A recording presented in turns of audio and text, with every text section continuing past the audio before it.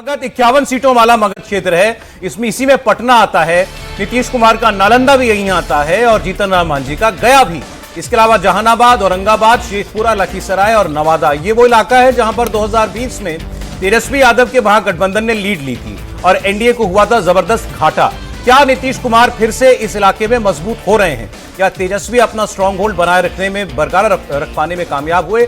दिखाते हैं India TV का और मेट्राइज का एग्जिट पोल मगध के लिए क्या कह रहा है। मगध की 51 सीटों के लिए तो देखिए नंबर आपके सामने आ गया है।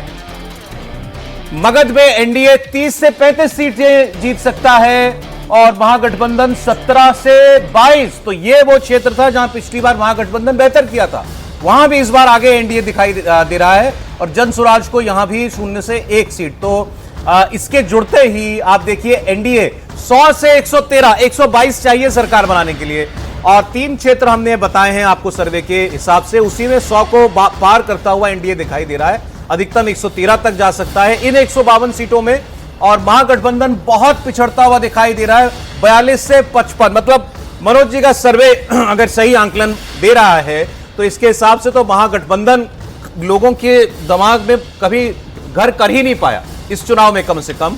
और एनडीए इस जैसे जैसे वोटिंग की तारीख आती गई वो गैप को बढ़ाती गई। अभी 152 सीटों का सर्वे हमने खोला है, उसी में 100 से 113 3 क्षेत्र आपको हमने बता दिए हैं, मगध, अंगिका और इसके अलावा मिथिलांचल। मनोज जी बाकी कहानी आप बताइए। देखिए जो आपने कहा कि भाई एनडीए यहाँ भी बिछड़ रही है, जैसे अब मगध वाला एरिया ले लीजिए तो पटना की 14 सीट 9 सीटें हार चुकी थी बीजेपी वहाँ पे, लेकिन इस बार इससे अच्छा परफॉर्मेंस करते हुए दिख रही है।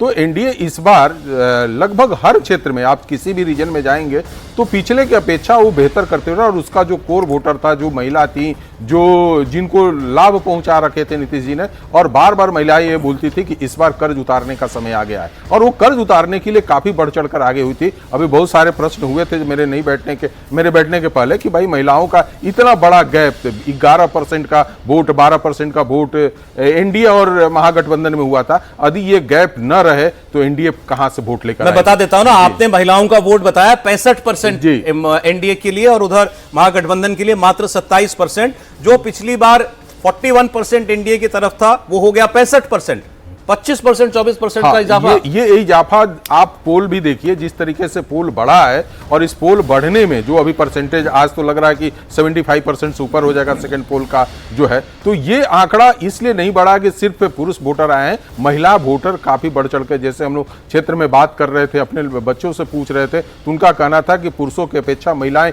काफी लंबी लाइन लगा के खड़ी है। और शाम का 6:30 बजे की बात थी, कैमूर के कुछ जिलों की बात मैं बता दूं, रोहतास के कुछ जिलों की बात बता दूं, गया के कुछ जिलों की बात बता दूं, वहां पे मुझे जो लोगों का कहना था कि 9 बजे रात तक भी पोल चल सकता है। तो ये आंकड़े जब आएंगे तो जो मैं 75% का बता रहा हूं आपको, हो सकता है कि इससे भी ज्यादा बड़ा हो और पूरा ओवरऑल आंकड़ा लेकर चलेंगे तो पिछली बार के जो वोट पोल है उसमें में और आज के पोल में कम से कम 15% से ऊपर का भी। आपने अलग अलग जाति का क्या रुझान रहा वो सब भी डेटा निकाला होगा।